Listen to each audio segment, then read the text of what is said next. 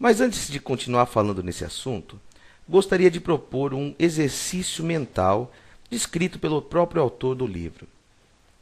Certifique-se que ninguém vai lhe atrapalhar nos próximos 10, 15 minutos, pois isso exigirá 100% de sua concentração e foco.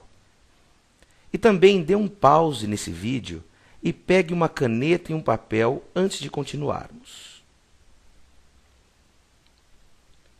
Pois bem, então vamos começar o exercício? Imagine-se chegando a um velório repleto de pessoas conhecidas, todas elas tristes por aquela perda, quando de repente, ao se aproximar do caixão, você toma um susto. A pessoa morta é você. Ainda assustado ou assustada, alguém anuncia que haverá 4 discursos a serem feitos, em homenagem ao morto. O primeiro é de alguém de sua família, depois de um amigo e, em seguida, de alguém do seu trabalho. E, por fim, um representante dos moradores de seu bairro, alguém da sociedade. O que lhe peço agora é que anote o tipo de caráter que gostaria que cada uma dessas pessoas descrevesse sobre você. O que faria questão que elas recordassem? Que tipo de pai, amigo, pessoa teria vontade que eles percebessem em você? Dê um pause no vídeo e não continue essa videoaula sem deixar por escrito a sua reflexão.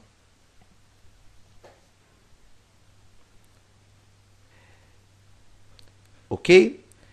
Espero que tenha feito com bastante cuidado o exercício proposto, pois ele será a base dessa segunda aula. Então agora vamos entender o que significa começar com o objetivo em mente. Se você realmente fez esse exercício da forma indicada, certamente tocou em pontos fundamentais e profundos do seu ser. E será a partir desse ponto de vista, de imaginar a sua vida de trás para frente, ou seja, pensando o que gostaria que pensassem de você quando partir, que todo o resto será construído. Dessa forma, todas as suas atitudes do dia a dia poderão ser enquadradas dentro de um contexto geral, baseando-se no que realmente é essencial. Se você tem, portanto, um objetivo claro em mente, seus hábitos serão mais facilmente construídos, de forma a colaborar com o que se está imaginando para si. Isso significa simplesmente saber para onde está seguindo. Muitas pessoas têm uma vida de muita luta, mas não conseguem sucesso simplesmente pela falta de clareza de onde querem chegar. É o que o autor cita de fazer um grande esforço para subir uma escada, para só depois perceber que ela está na parede errada. Dentro desse contexto, torna-se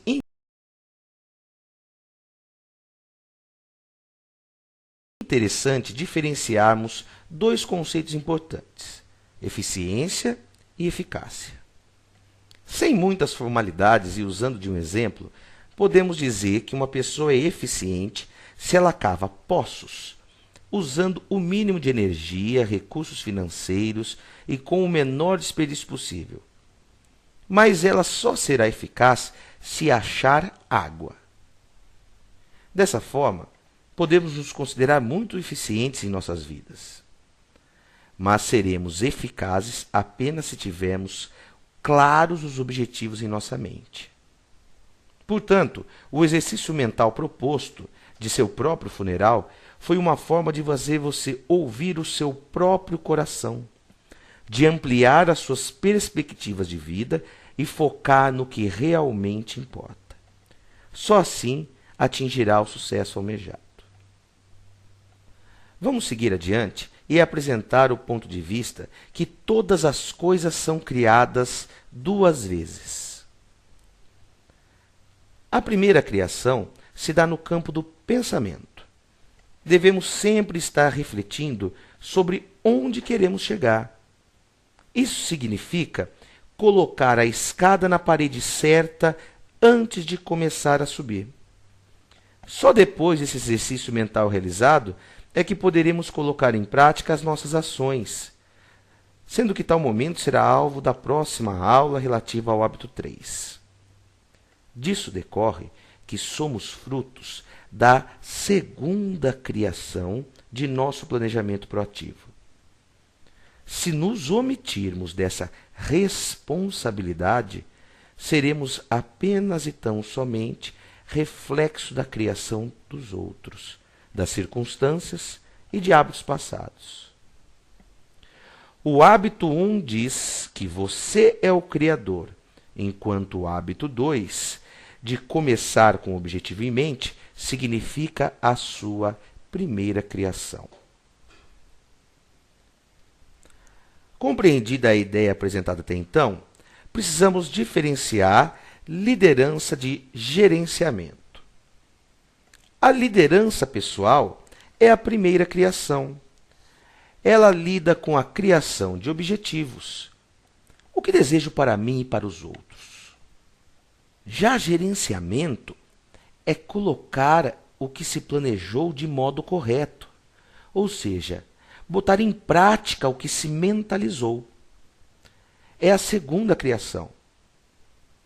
Voltando ao nosso exemplo da escada, liderança é apoiá-la na parede certa, enquanto gerenciar é subi-la rapidamente e com o mínimo esforço.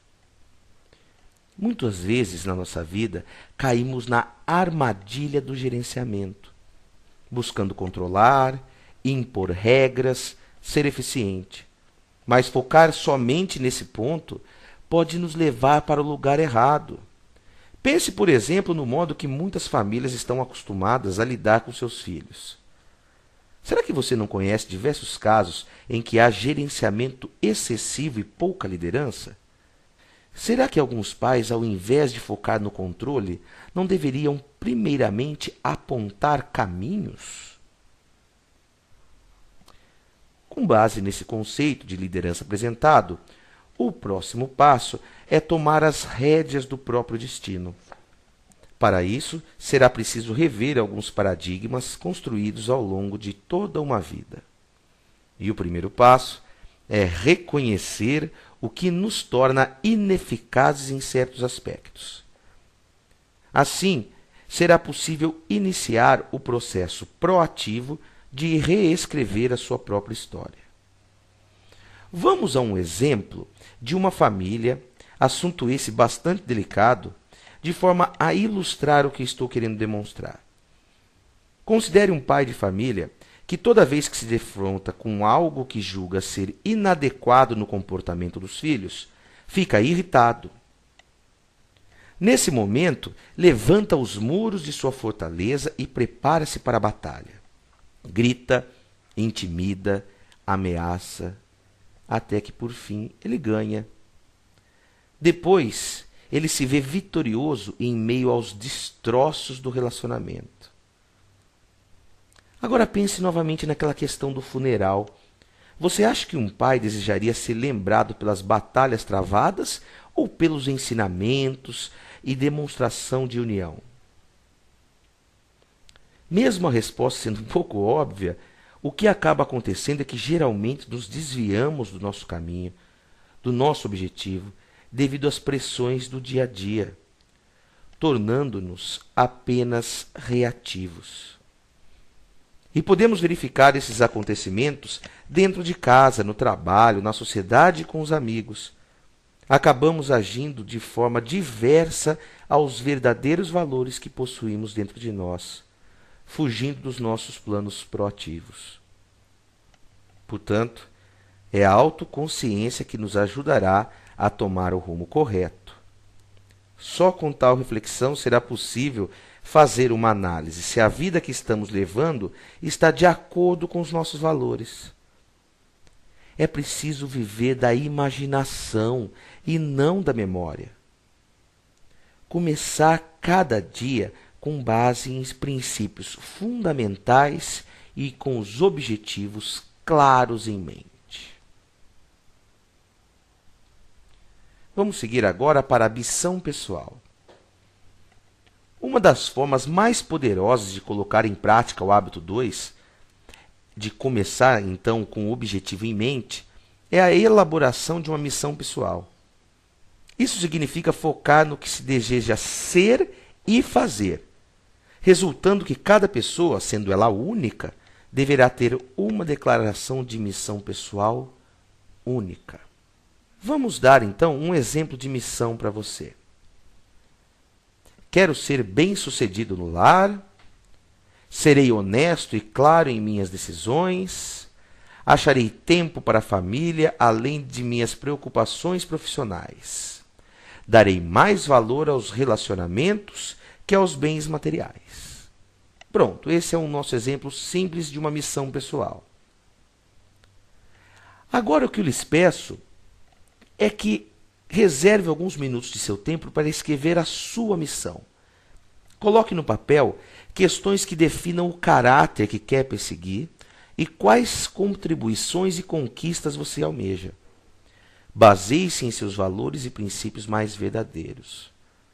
Então, mãos à obra. Dê um pause e continue assistindo a videoaula somente após a elaboração dessa sua missão pessoal. Ok?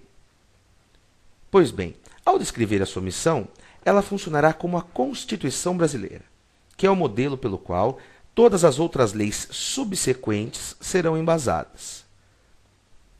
No caso da Constituição, nada pode desrespeitá-la, como você também não poderá agir de maneira contrária à sua missão. Todas as decisões, portanto, deverão ter como pilar de sustentação as suas verdadeiras vontades. Outro aspecto importante de se ter clareza da missão pessoal é que ela lhe permite conviver com mudanças. A chave para transformar quem você é vem do sentido de segurança de que não abrimos mão de certos valores essenciais. Dessa forma, com os pés bastante firmes no chão, descartaremos a possibilidade de pré-julgar, de ter preconceitos, classificações, buscando apenas nos encaixar na realidade. Ter uma missão baseada em princípios é a única saída para não nos tornarmos pessoas reativas. Pois bem, para que se consiga elaborar uma missão pessoal consistente, é preciso começar pelo centro do círculo de influência, onde estão todos os paradigmas básicos que norteiam nossas tomadas de decisões e hábitos. É dessa maneira que conseguiremos detectar as próprias virtudes e em quais áreas podemos contribuir para o nosso crescimento pessoal e dos outros. Use sua imaginação, sua consciência perante o mundo para criar mentalmente os objetivos desejados. Esse centro será a fonte de nossa segurança, orientação, sabedoria e poder. A segurança significa o valor, a identidade, a estabilidade emocional, o amor próprio e a força pessoal básica. Já a orientação representa o rumo que se quer dar na vida. É o seu mapa interno, baseado nas referências pessoais que servem de base para suas ações. A sabedoria é a sua perspectiva de vida, o senso que te leva a pensar como seus princípios lhe ajudarão a lidar com os outros. Tem a ver com a sua capacidade de julgar e discernir e compreender. E, por fim, o poder é a habilidade de agir para a conquista de algo. É a energia para que se possa fazer escolhas e depois sustentá-las. Pode ser visto também como a possibilidade de superar hábitos antigos e adquirir novos. É importante salientar que esses 4 fatores dependem um dos outros. Anote aí: a segurança e uma orientação clara geram a verdadeira sabedoria. E a sabedoria é o que faz surgir e dirige o seu poder. Alimentar esses 4 fatores do seu centro de influência farão uma diferença enorme, para uma vida de realizações conquistada por um indivíduo íntegro. Quanto mais desenvolvemos essas áreas, maior será o nosso centro de influência. Centros alternativos. Cada pessoa tem um centro, pelo qual vê o mundo e toma suas decisões sobre como agir. Até aqui, propusemos uma construção de um centro baseado em princípios e valores. Fizemos o exercício do funeral e já pedi para você elaborar sua missão pessoal, que servirá de guia para suas decisões futuras. Porém, existem muitas pessoas que possuem outros centros que norteiam seus paradigmas. Vejamos a seguir alguns bem comuns e os problemas que podem trazer consigo. O primeiro exemplo é quando estamos centrados no cônjuge. É muito comum centrar a vida no marido ou na esposa, ter uma dependência emocional extrema. De maneira geral, esse centro torna a pessoa vulnerável a humores, sentimentos e comportamentos do cônjuge, ou até a qualquer evento que possa colocar em xeque o seu relacionamento. E o pior acontece quando os conflitos aparecem. Iniciam-se reações exageradas de amor ou ódio, distanciamento, competição. Cada um cria suas barreiras para se defender do outro. Aí aparecem os humores sarcásticos, as críticas. Um espera do outro iniciativas de amor, mas colhe somente desapontamento. E acaba reafirmando a verdade de suas acusações. Aqui a segurança é ilusória.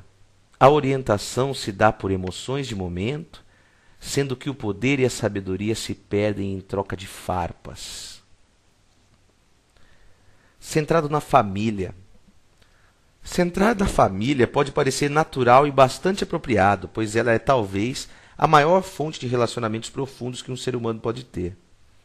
Mas, ironicamente, se for tratada como centro, pode destruir os elementos fundamentais do sucesso familiar. Eu explico.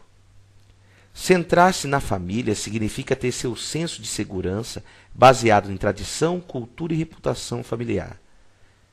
Disso decorre que a pessoa se torna sensível a qualquer mudança nesses elementos. Se, por exemplo, um pai depende da família para sua segurança emocional, poderá tomar atitudes para ganhar a popularidade com os filhos, fazendo todos os desejos momentâneos deles, abrindo mão de investir no longo prazo, no amadurecimento e crescimento pessoal da sua prole. Pode ser também que ocorra de agir apenas por emoções, gritando, brigando, não conseguindo enxergar a criação de um relacionamento duradouro. Qualquer ato parece justificar a tal segurança familiar. Tal comportamento pode muitas vezes gerar a rebeldia dos filhos ou deixá-los emocionalmente dependentes dos pais. Pessoas centradas no dinheiro. Muitas pessoas centram suas vidas em ganhar dinheiro, ter a chamada segurança econômica. É óbvio que o dinheiro pode facilitar muitas coisas em nossas vidas, mas ele não pode ser o centro. Vamos para mais um exemplo. Se para sentir segurança preciso de dinheiro, eu fico dependente do emprego. Estou sempre ansioso, inquieto, cauteloso e defensivo sobre qualquer atitude que possa afetar os meus bens. Porém, apesar de certa dose de segurança e poder, dinheiro não fornece sabedoria nem orientação adequadas.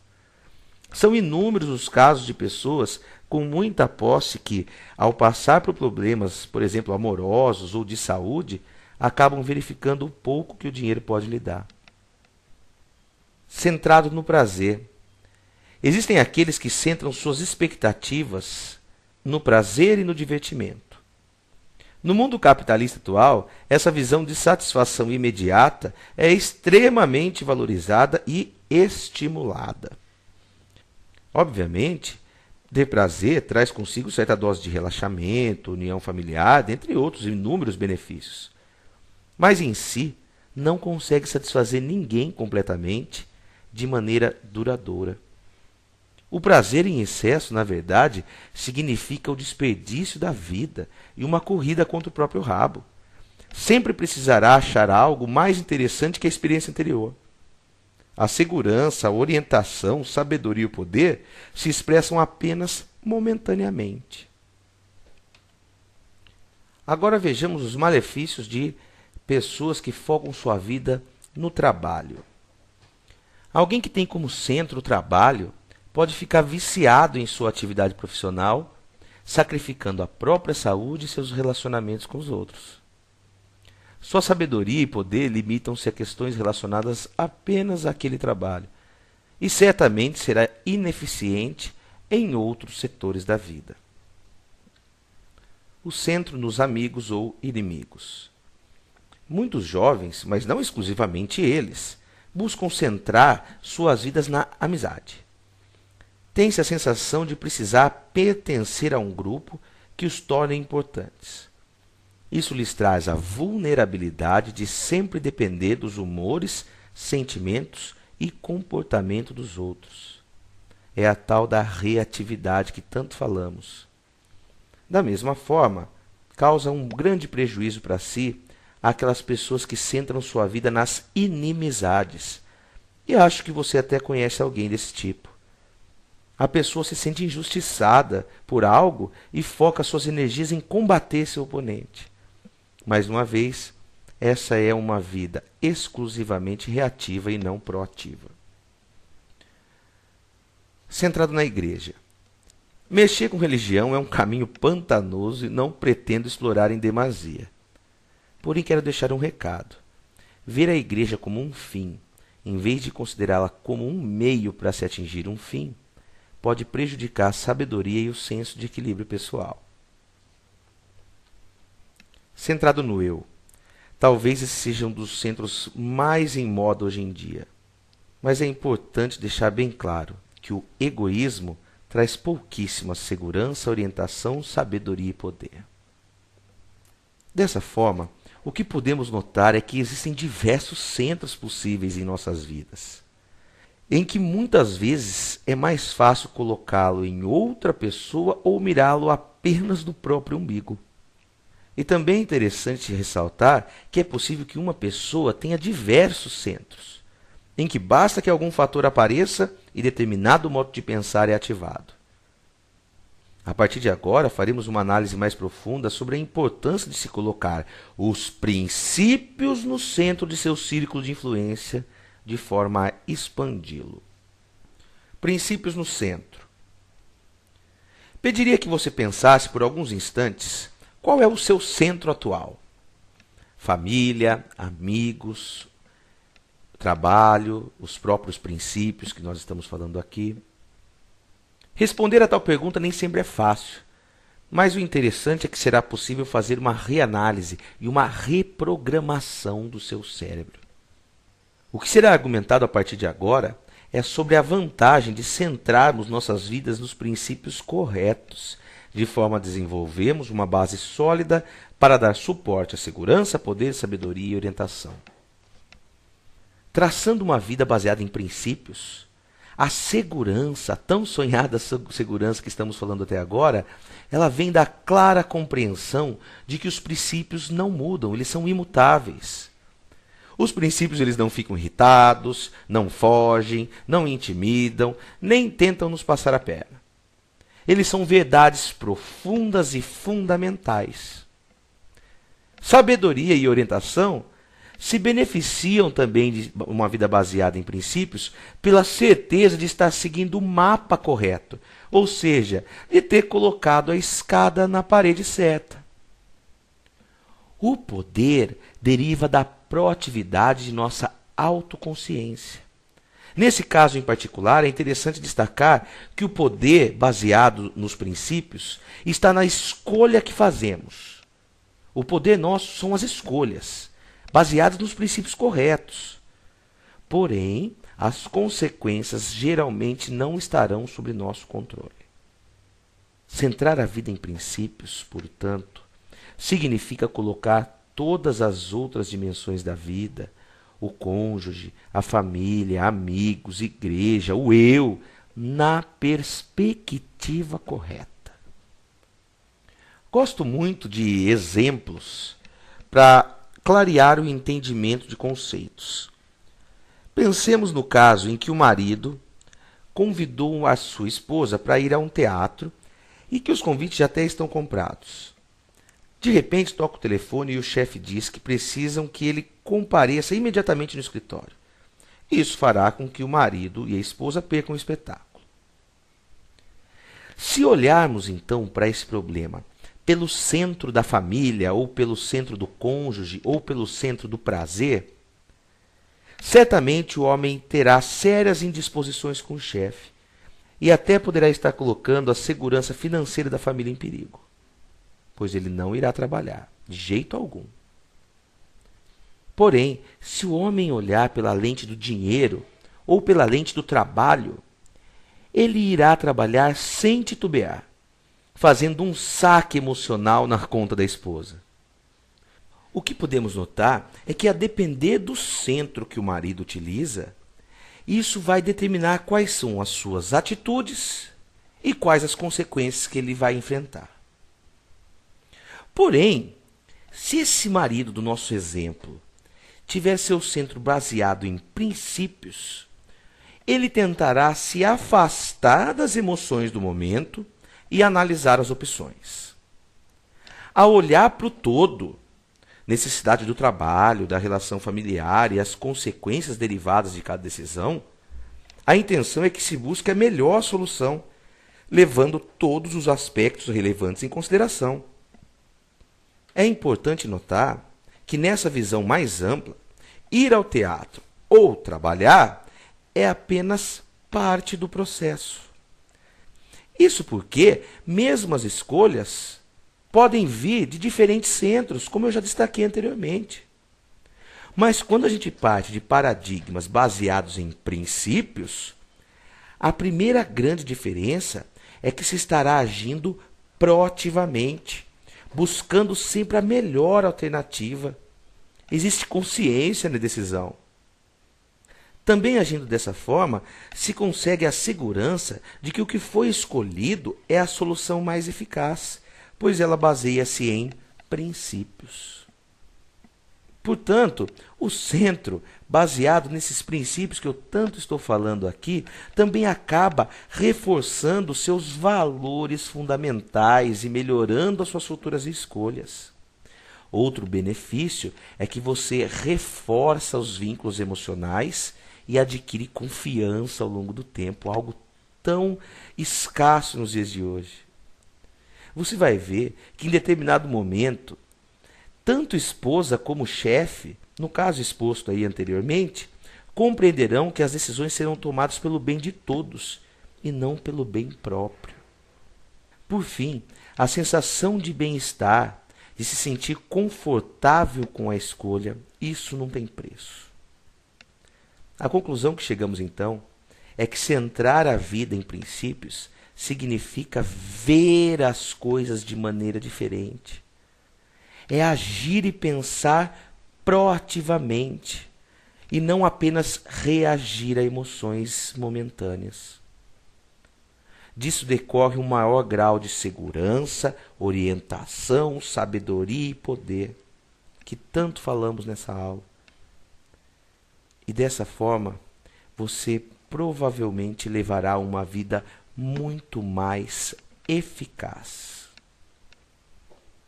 Para finalizar, então, gostaria de voltar àquele exercício de missão pessoal que fizemos anteriormente. Na verdade, uma missão pessoal não pode ser escrita de um dia para o outro, muito menos em poucos minutos. É preciso uma reflexão profunda, um cuidado com a linguagem utilizada. Demora um tempo para que você se sinta satisfeito ou satisfeita com o resultado final. Portanto, aconselho que, com base em tudo o que estudamos nessa aula, separe um tempo de sua vida para pensar nessas questões, nesses aspectos que tanto falamos. Isso é importante porque será ela, a sua missão, que irá balizar a construção de bons hábitos e que sejam duradouros. Esse exercício mental, com certeza, vai lhe dar grande clareza e grande sensação de liberdade. É aí que ter objetivos em mente se torna tão importante. É isso aí, pessoal. Até a aula 3.